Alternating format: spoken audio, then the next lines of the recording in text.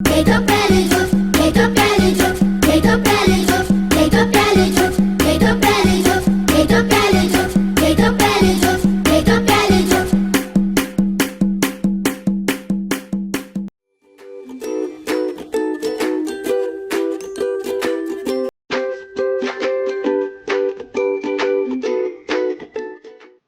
በአንድ ወቅት አንድ ጫማ ሰፊ ከሚስቱ ጋር ይኖር ነበር።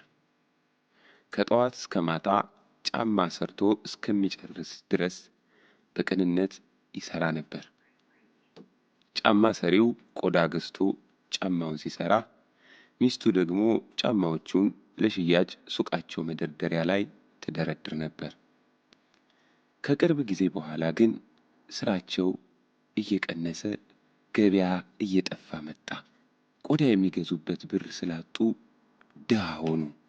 የሚበሉት እንኳን እስከ ማጣት ደረሱ። ከዕለታት በአንድ ቀን ጫማ ሰፊው የመጨረሻ ጫማ የሚሰራበትን ቆዳ በሐዘን እያየ ከዚህ በኋላ የምንበላው ምግብ እንኳ አይኖረንም እያለ ማሰብ ጀመረ። ለዛሬ የሚበሉት ራት መግዣ እንኳን ሳንቲም የለውም። እያዘነ ቆዳውን ጠረጴዛ ላይ አስቀምጦ ወደ ቤቱ ሄደ። ቤቱ ሲደርስ ሚስቱ እንቅልፍ ወስዷት ስለነበር እሱም ራቱን ሳይበላ ወደ አልጋው ሄዶ ተኛ።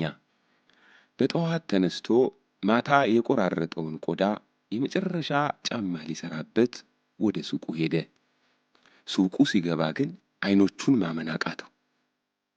ጠረጴዛ ላይ አስቀምጦት የሄደው ቆዳ በአስደናቂ ጫማ ተቀይሮ ጠብቀው። ጫማ ሰፊው በጣም ተገረመ። እንደዚህ አይነት ጫማ ማን ይሆን ሰርቶ ያስቀምጣል እያለ ማንሰላሰል ጀመረ። በዚህ ጊዜ አንድ ሰው ወደ ሱቁ መጥቶ ያንን አስደናቂ ጫማ በውድ ዋጋ ገዛው። ጫማ ሰፊው በጣም ደስ አለውና ሚስቱን ሌላ 2 ጫማ የምንሰራበት ቆዳ መግዣ ብር አገኘን አላት። ከዚያም ለምግብ ገንዘብ አስቀርቶ ቆዳ ሊገዛ ወደ ገበያ ሄደ። በዚያ ዕለት ማታ እንደለመደው ቆዳውን ቆራርጦ ጠረጴዛ ላይ አስቀምጦ ወደ ቤቱ ሄደ። አልጋውም ውስጥ ገብቶ በቀጣዩ ቀን 2 ቆንጆ ቆንጆ ጫማዎች እንደሚሰራ አሰበና ደስ ተሰኘ። በነጋታው ወደ ሱቁ ሲሄዱ 2 ውብ ጫማዎች ተሰርተው ጠረጴዛው ላይ ተቀምጠው አገኘ። በጣም ተገረሙ፣ ደስም አላቸው። አሁንም 2 ደንበኞች መጥተው ጫማዎቹን በውድ ዋጋ ገዝተዋቸው ሄዱ። በጣም ደስ አላቸው። በገንዘቡም ጣፋጭ ራት ሊገዙበትና 4 ጫማ የሚሰራ ቆዳ ለመግዛት ወሰኑ። ጫማ ሰሪው እንደለመደው ለ4 ጫማ መስሪያ ቆዳ ቆራርጦ ወደ ቤቱ ሄደ። ቤቱም ሄዶ ደስ የሚል እንቅልፍ ወሰደው። በቀጣዩ ቀን ወደ ሱቁ ሲገባ በጣም ዘመናዊ የሆኑ 4 ጫማዎች ተሰርተው ጠበቁት። 4ቱንም ጫማዎች ቶሎ ሸጠው ጨረሱ። ጫማ ሻጩ 8 ጫማዎች መስሪያ ገዝቶ ቆራርጦ አስቀምጦ ወደ ቤቱ ሄደ። ጠዋት 8 ጫማዎች ተቀምጠው አገኘ። እንዲህ እያለ በጣም ብዙ ዘመናዊ ጫማዎች መሸጥ ቻለ። ብዙ ደንበኛም ብዙ ብርም አገኘ።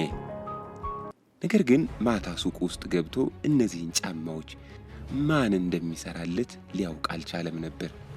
ቢያስብ ምንም አልመጣለትም። አንድ ሌሊት ግን ጫማ ሻጩ ከእንቅልፉ አንድ ሐሳብ ቀሰቀሰው። ሐሳቡንም ሚስቱን ቀስቅሶ ለምን እነዛን ጫማዎች ማን እንደሚሰራልን ተደብቀን አንመለከትም ብሎ አማከራት። ሚስቱም በሱ ሐሳብ ተስማማች። ወደ ሱቃቸውም ሄደው በመጋረጃ ተከልለው መጠባበቅ ጀመሩ። እኩለ ሌሊት ሲሆን 2 ትናንሽ ሰዎች መጥተው ጠረጴዛ ላይ ተቀምጦ ባገኙት ቆዳ ውብ ጫማዎች እንደለመዱት መስራት ጀመሩ። ጫማ ሰፊውና ሚስቱ በጣም ተገረሙ። እነዚህ ትናንሽ ሰዎች ናቸው ለካ ከችግር ያወጧቸው።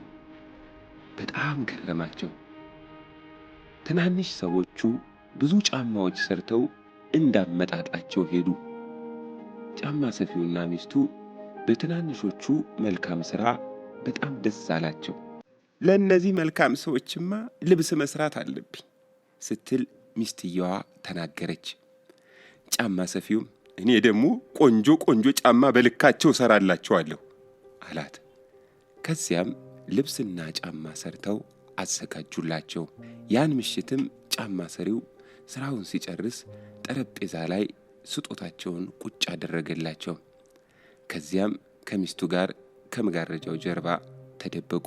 እኩለ ሌሊት ላይ ትናንሾቹ መልካም ሰዎች መጡ።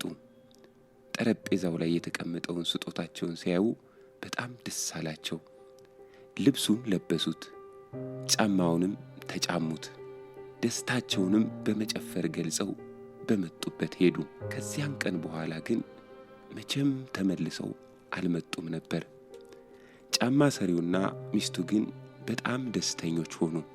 ከዚያ ጊዜ በኋላ ቆንጆ ቆንጆ ጫማቸውን እየሰሩ በፍቅርና በሰላም መኖር ጀመሩ።